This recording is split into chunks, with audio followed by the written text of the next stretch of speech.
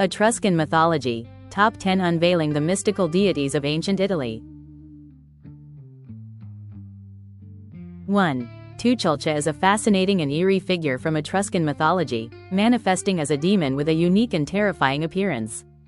This creature is often depicted with the body of a human but with wings and hair comprised of serpents, much like the Gorgons of Greek mythology. Chelcha's most striking feature is its beak-like nose, reminiscent of a bird of prey, adding to its fearsome visage. It dwells in the underworld, a realm of the dead, where it interacts with the deceased. One of the most famous depictions of Chelcha is in the tomb of the Orcus in Tarquinia, where it is shown confronting the hero Theseus alongside the underworld gods. Chelcha's presence in these tales underscores the Etruscans' belief in an afterlife filled with complex beings, both benevolent and malevolent, playing a crucial role in the journey of souls in the afterlife. 2. Sheron is another intriguing entity from Etruscan mythology, serving as a psychopomp, a guide of souls to the afterlife, similar to the Greek Charon. However, Sheron is often portrayed in a more menacing light, depicted with blue or black skin, wielding a hammer, and sometimes with a face that is part grotesque, part animalistic. He is not the ferryman of the dead but rather a guardian who ensures that the souls of the deceased reach their final destination, whether it be a place of punishment or rest. Sheron's appearance is meant to strike fear, serving as a reminder of the inevitable journey to the underworld. His presence in Etruscan tomb paintings and sculptures emphasizes the importance of the afterlife in Etruscan culture and the complex rituals associated with death and burial. 3. Vanth is a captivating figure from Etruscan mythology, embodying the role of a winged demoness or a deity associated with the underworld. Unlike the grim reapers of later traditions, Vanth is often depicted in a less menacing manner.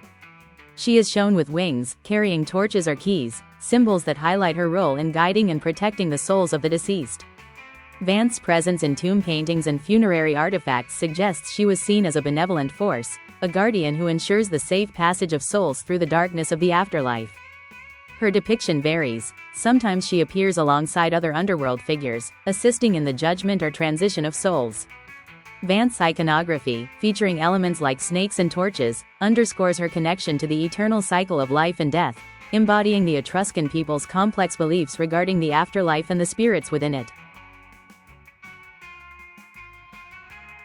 4. Kulsu, or Kulsu, stands as a testament to the enigmatic nature of Etruscan mythology, a guardian of the underworld's gate. This figure is most often depicted as a female demon, wielding a key that symbolizes her role as the gatekeeper of the afterlife. Kulsu's appearance is striking, with features that may include wings and talons, emphasizing her dominion over the threshold between the world of the living and the dead.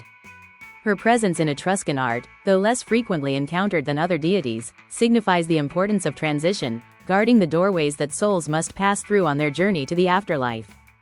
Kulsu's role as a protector and a barrier to the uninitiated aligns with the Etruscan focus on the journey of the soul and the mysteries that lie beyond life, illustrating the civilization's nuanced understanding of death and the hereafter. 5. Aita is a figure shrouded in the mystique of Etruscan mythology, serving as the lord of the underworld. Analogous to the Greek Hades and Roman Pluto, Aita reigned over the domain of the deceased, a realm both feared and revered by the Etruscans. This deity is depicted in various forms, often cloaked in a dark robe, signifying his dominion over death and the afterlife. His presence in Etruscan art and inscriptions underscores the importance of the afterlife in Etruscan culture and the belief in a complex world beyond the living. Aita's rule over the underworld encompasses not only the governance of the dead but also the distribution of wealth and fertility, as these were believed to originate from the depths of the earth. His character serves as a reminder of the cycle of life and death, and the power that controls it, woven deeply into the fabric of Etruscan religious practices. 6. Furssu presents a fascinating glimpse into Etruscan society and rituals, depicted most famously in the frescoes of the Tomb of the Augurs in Tarquinia. Unlike the other mythological figures, Fursu's role is not that of a deity or a supernatural being but rather a character involved in funeral games and rites. He is portrayed wearing a mask and a hood, often engaged in a dance of death with animals or gladiators. The Mask of Fursu, featuring exaggerated facial expressions, symbolizes the themes of death, transformation, and the afterlife, reflecting the Etruscans' complex attitudes towards these concepts. Fursue's presence in tomb paintings, participating in ritualistic games, highlights the significance of such ceremonies in Etruscan funerary practices, designed to honor the dead and ensure their safe passage to the afterlife. His mysterious guise invites viewers to ponder the mysteries of life, death, and the rituals that bridge the two realms. 7. Lassa is a captivating ensemble of figures from Etruscan mythology, often regarded as akin to nymphs or guardian deities associated with the domain of fertility, love, and protection. These beings, primarily female, are depicted as beautiful and youthful, frequently accompanying more significant deities, such as Turin, the goddess of love, or serving as guardians of tombs and the deceased. The Lassa are shown in Etruscan art with attributes like wings, which signify their ability to traverse between the worlds of the living and the dead, and mirrors or wreaths, symbolizing beauty and the celebration of life. Their presence in funerary art and domestic relics suggests that the Etruscans invoked the Lassa for protection, guidance, and the blessings of growth and prosperity. The nuanced roles of the Lassa, blending aspects of love, care, and transition, reflect the Etruscan appreciation for life's delicate balance and the interconnectedness of all things. 8. Mania delves deep into the shadowy aspects of Etruscan mythology as the queen of the underworld, a figure enveloped in intrigue and dread. She reigns alongside Aita, overseeing the realm of the dead with a formidable presence.